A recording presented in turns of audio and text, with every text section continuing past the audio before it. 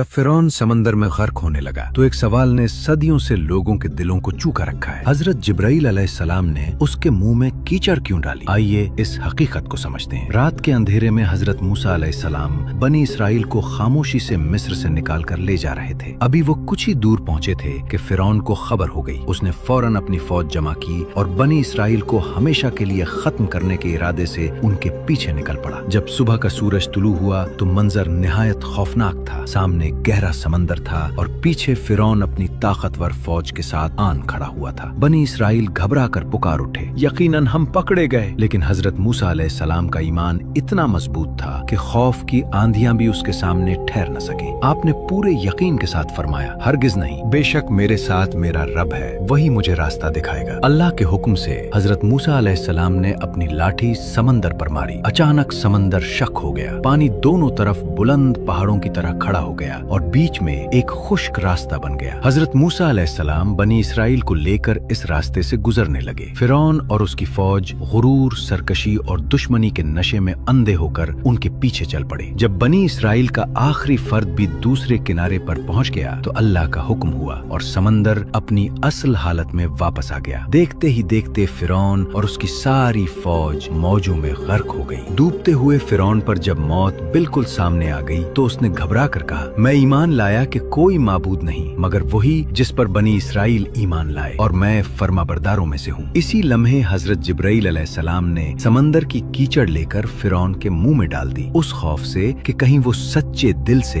तौबा के अल्फाज अदा न कर दे और अल्लाह की बेपाया रहमत उस तक न पहुँच जाए। मगर ये ईमान कबूल न किया गया क्योंकि ये ईमान इख्तियार का नहीं, मौत के सामने बेबसी का ऐलान था। यही अल्लाह का अटल कानून है कि ईमान और तौबा उस वक्त कबूल होती है जब दिल खुला हो, न कि जब सांसें टूट रही हों। ये वाकया हमें ये सबक देता है कि अल्लाह की रहमत बेहद है मगर मोहलत हमेशा के लिए नहीं होती। गुरूर, जुल्म और सरकशी का अंजाम चाहे कितना ही ताकतवर क्यों न हो, इबरतनाक ही होता है। अगर आप अल्लाह की इस बेपाया रहमत और इस सबक को महसूस करते हैं तो उसे दूसरों तक पहुंचाना भी सदका है।